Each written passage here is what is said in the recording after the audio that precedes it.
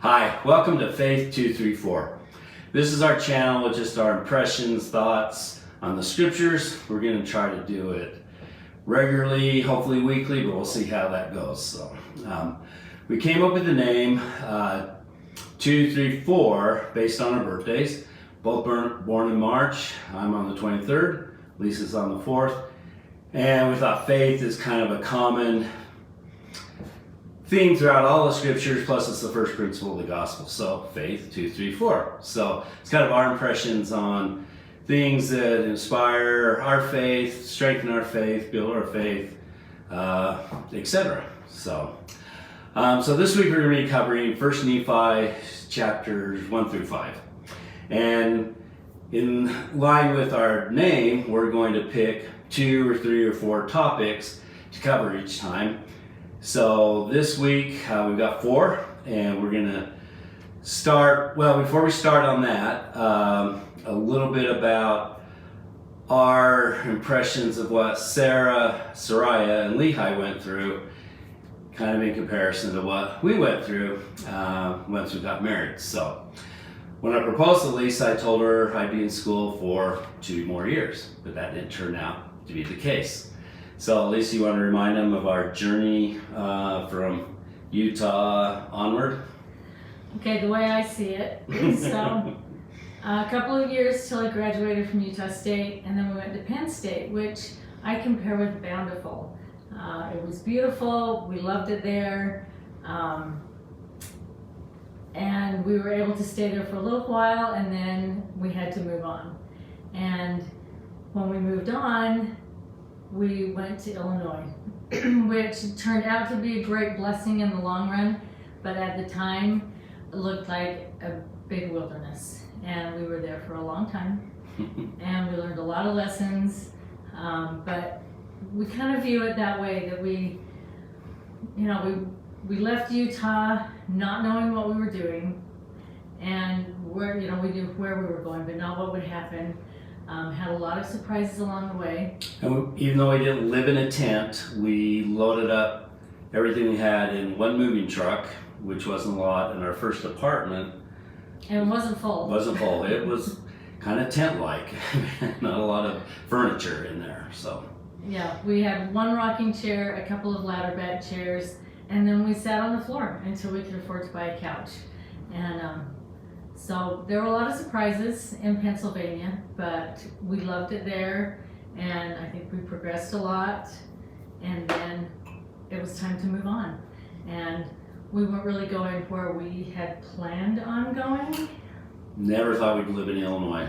And especially not for over 30 years. Yeah, so, but in that wilderness, we did learn a lot, and we grew a lot, and so it ended up being a big blessing for us.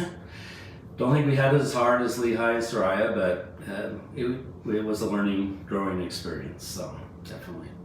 So the first topic we want to talk about is faith. And again, these are just impressions we got from the first 5 chapters of 1 Nephi. So Lisa will share some thoughts on faith, and then I will, and then we'll move on to the next topic. So. Well, faith is a huge topic, I think, in these first few chapters, because it shows the faith of pretty much all concerned. Lehi was praying on behalf of his people, and received the instructions that he did from the Lord, and then he had to have faith to follow through on those, even though it seemed like a really hard challenge. Nephi had the faith to pray to see the same things that his father saw, and it doesn't seem like maybe he was 100% on board at first, because he does mention having to pray and have his heart softened. So he had the faith to ask. Sariah had the faith in God and in her husband to go along with what he asked to do. And even though Laman and Lemuel did not really show faith, they went and at times they did seem to have glimmers of faith. But faith being the first principle of the gospel, we have to have the faith to pray, we have to have the faith to ask and then follow the promptings that we receive. So I think that is a huge subject in these first few Yeah, chapters. and one thing I like that a lot of the podcasts point out is that, like sometimes you have the faith, so you act. So you have that faith, and that gives you the courage, the faith to act. But sometimes you have to act in order to get the faith. So it's not always easy. Sometimes, like Sarai had to be willing to go into the wilderness, and it wasn't until the sons came back with the plates that she knew for sure that, that was what was meant to be. So she had to act in faith before she really knew that it was the right thing to do. And that sometimes we have to do that in life. So one thing that stood out to me was in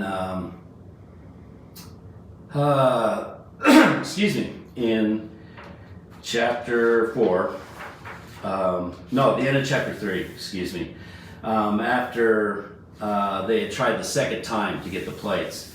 And in verse 29, Laban and Lemuel were smiting Nephi and Sam. And an angel came to him and told him to stop and said, the Lord will deliver you. Basically just, trust in the Lord. So that was in verse 29. And so they did stop. The angel had spoken, he departed. But then the very next verse in 31, Laban and Lemuel say, well, how is it possible that the Lord will deliver us? And then they state some facts. They say, Laban's a mighty man, which is true. He can command 50, which is true.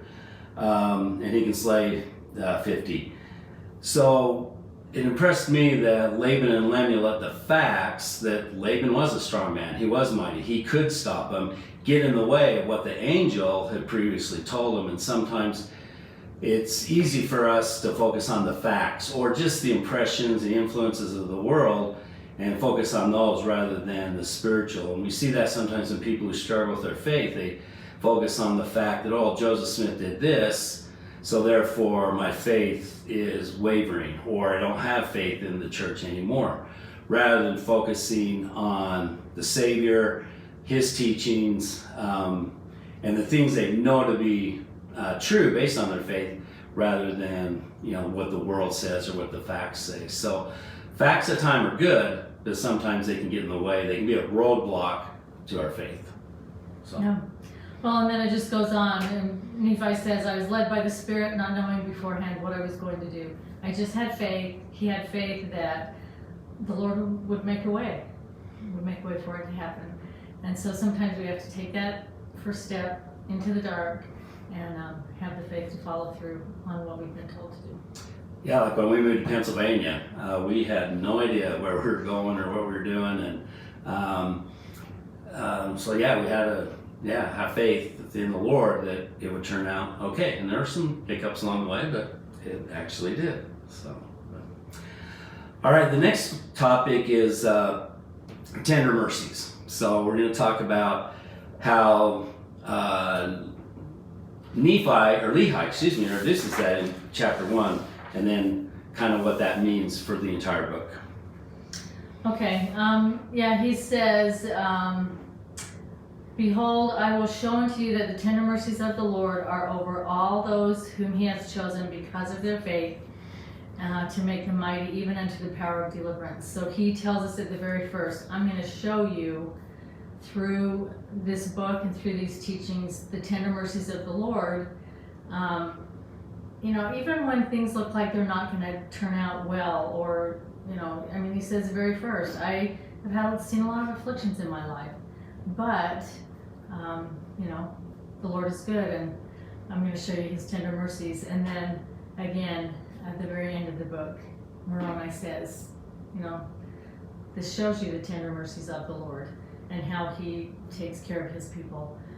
So I was just impressed by that beginning and ending, and how it's all the way through the Book of Mormon.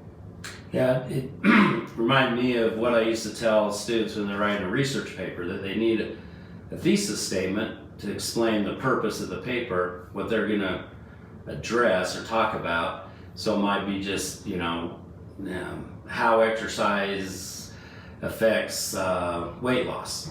But then at the end of the paper, they need to come to a conclusion. They need to return back to that thesis statement and tie it together and say, did you see how, from what I presented, what I wrote, what I compared and contrasted, did you see how exercise affects weight loss?